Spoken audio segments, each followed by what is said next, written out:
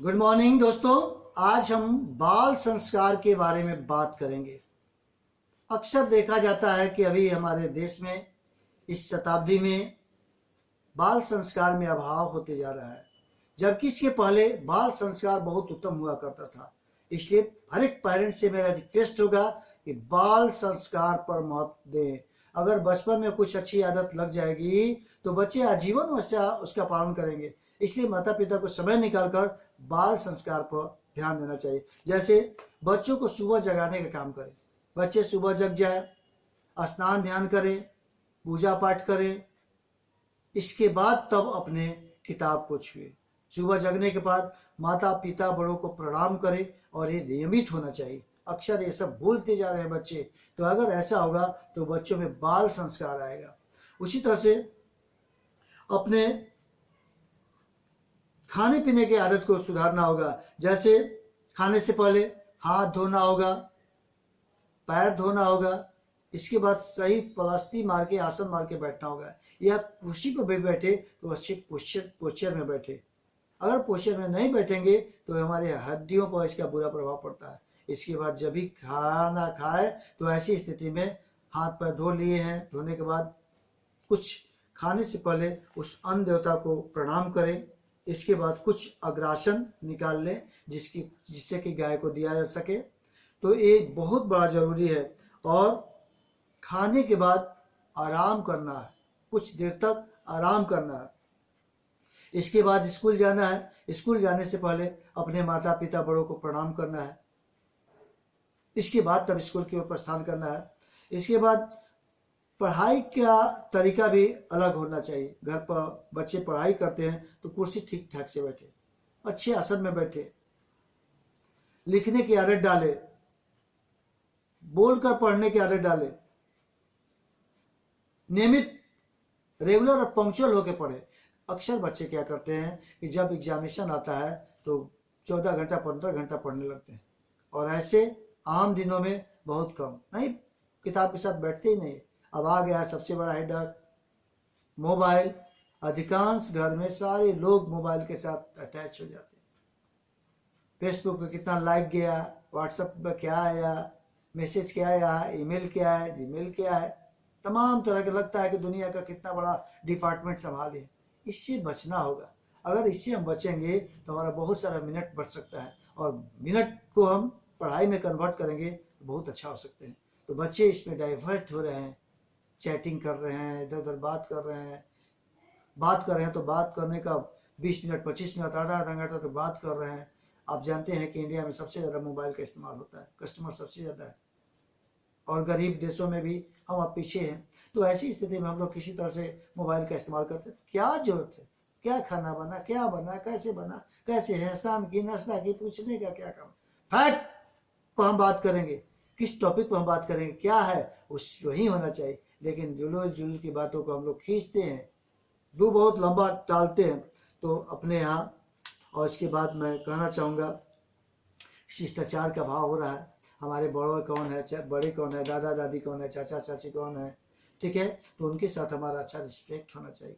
अगर रिस्पेक्ट अगर बच्चे में सीखेंगे, हमारे पड़ोसी कौन है, हमारे पड़ोसी के घर के कौन है, हमारे उनका रिश्ता क्या है, अपने रिलेटिव के कोई आया है तो उसके कैसे हम शिष्टाचार से बात करें। पहले होता था कोई भी रिलेटिव आता था तो हम लोग रिस्पेक्ट के साथ जाते थे। अब अपना कोई अपनत्व की भावना आ रही है ईस्टर्न कंट्री में। जैसे हमारे यहाँ संयुक्त परिवार होता था तो इसमें अनुशासन पढ़ाया जाता था, मिलजुल कर रहने के समझाया जाता था, बांट कर खाने के समझाया जाता था, लेकिन इसका प्रायः अभाव हो रहा है। इसलिए इस पर भी ध्यान देने की जरूरत है। और हम कहना चाहेंगे कि जननी और जन्मभूमि स्वर्ग से भी बड़ी होती है। बच्चों को बचपन से बनाए कि जननी और जन्मभूमि, माता पिता शिक्षक इस स्वर्ग से भी बड़े हैं, इसका कम से कम ही कर। आज आए दिनों पेपर में देखने को मिलता है, टीवी पर देखने को मिलता है, पापा के साथ कैसे बिहेव किया गया, माता के साथ कैसे बिहेव किया गया, बड़ों के साथ कैसे बच्चे मिस बिहेव किए, ये सब नहीं। अगर सारे घर में सारा शिष्टाचार होने लगे तो इस धरती पर तो स्वर्ग यही है, कहीं जाने की जरूरत नहीं है। इसलिए स्वर्ग लाना होगा तो माता पिता बाल बच्चे को एक रिलेशन के साथ रहना होगा, एक अच्छा रिश्ता निभाना होगा, जिससे कि परिवार स्वर्ग बन सके। और बार बार बच्चों को दुनिया में धन दौलत संपत्ति कोई काम नहीं आएगा। सबसे बड़ा धन जो है वो शिक्षा है, और शिक्षा के महत्व को बताना होगा। जब भी हम पर डे बच्चों के माइंड में शिक्षा के महत्व महत्व महत्व महत्व जब उसके पास हो जाएगा कि नहीं, रियल में इसके बिना काम नहीं चलेगा, शिक्षा ही हथियार है। अगर धन है तो अपने जगह पर ही आपका मान सम्मान बढ़ेगा, लेकिन अगर विद्या है तो किसी देश में आपका वैल्यू बढ़ेगा। और अगर नॉलेज है, मोस्टली सभी विषयों का नॉलेज है, ऐसे तो आज स्पेशलाइजेशन हो जा रहा है, एक विषय, कोई खास विषय, किसी खास टॉपिक पर लोग केंद्रित होते जा रहे हैं। लेकिन ऑलराउंडर अगर है, आपका बहुत विषयों पर पकड़ है, आपका तो वैल्यू पूरा चारों तरफ फैलेगा। इसलिए शिक्षा के महत्व को, और कोई भी व्यक्ति एक नहीं दो नहीं कोई एक विषय सीख सकता है, ऑलराउंडर बन सकता है, बशर्ते कि उसमें सीखने की जिज्ञासा हो। तो इस बाल संस्कार के माध्यम से मैं सारे परिवार को, पूरे विश्व के परिवार को बताना चाह रहा हूँ कि एक सिस्टम में आए, क्योंकि the children of today will be ruler of country tomorrow. आज के बच्चे ही कल के भविष्य हैं, इसलिए भविष्य के साथ खिलवाड़ नहीं। और वे अगर शिष्ट होंगे, सदाचारी होंगे, बड़ों का रिस्पेक्ट करेंगे, देश का रिस्पेक्ट करेंगे, विद्या के महत्व समझेंगे, तो 21वीं 22वीं 23वीं कोई भी सदी आते रहे, लगेगा कि हम कहीं अच्छा से रह रहे हैं, नहीं तो लगेगा अरे क्या हुआ। आज हमारे यहाँ जनरेशन गैप बढ़ जाएगा, जनरेशन गैप में बड़े छोटे के बीच में इतना खाई हो जाएगा, इसका हद से हिसाब नहीं। इस जनरेशन गैप को रोकना होगा। और कब रोकेगा? जब आप बच्चों के साथ समय दीजिएगा, उठिएगा, बैठिएगा, अपने कल्चर, वेशभूषा, अतिथि रिवाज के साथ रहेगा। कोई बर्थडे पार्टी हो, मैरिज पार्टी हो, या कोई भी पार्टी हो, उसको साथ शामिल कीजिए, उसके साथ इंटरेक्शन कीजिए, अपने अनुभव को शेयर कीजिए। जब आप अनुभव को शेयर करेंगे, बच्चे ध्यान से सुनेंगे, तो जैसा आपका आचरण होगा, बच्चे अपने फोटो कॉपी होते हैं, फोटो स्टेट होते हैं, वे भी उसी तरह का बिहेव करेंगे। इसलिए सारे माता पिता से मेरा रिक्वेस्ट है, गुरुजनों से रिक्वेस्ट है कि बच्चे के सामने कभी अपने प्रॉब्लम को नहीं रखे, अपने आइडियालॉजी को रखे, आइडिया को रखे, आदर्श बातों को रखे, तब बच्चे उसको फॉलो करेंगे। अगर प्रॉब्लम से नहीं, हाँ उसमें धीरे धीरे उस पर जोर दीजिए, उस पर काम का बर्डन दीजिए। अगर धीरे धीरे उस पर जोर पड़ेगा, लोड लेगा तो। और मैं देखता हूं कि कितनों आप बच्चे को शिक्षा दीजिए, ऊंची ऊंची उपदेश दीजिए, कुछ नहीं।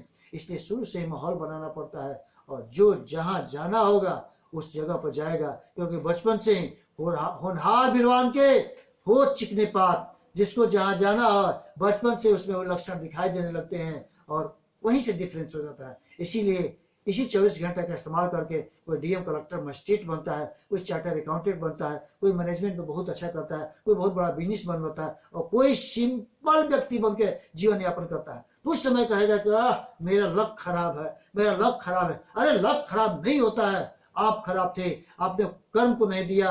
जब आपको कर्म करने का समय था, उस समय मौज मस्ती किए, मोबाइल लैपटॉप लेके बैठे रहे, तो ऐसी स्थिति में कर्म को दोष देते हो? कर्म को नहीं।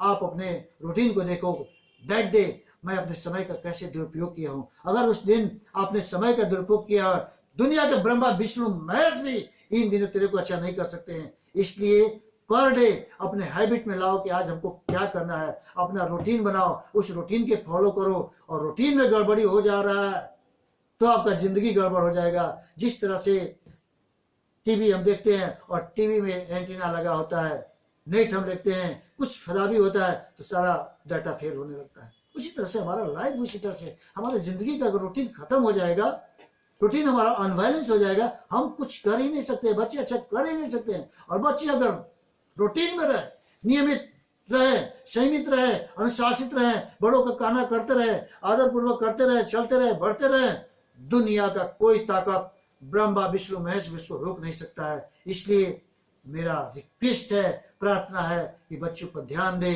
समय दे, और नहीं तो फिर हाथ से निकल जाने के बाद कुछ नहीं होगा। इन्हीं शुभकामनाओं के साथ बहुत बहुत धन्यवाद, आपको बहुत बहुत धन्यवाद। Thank you very much.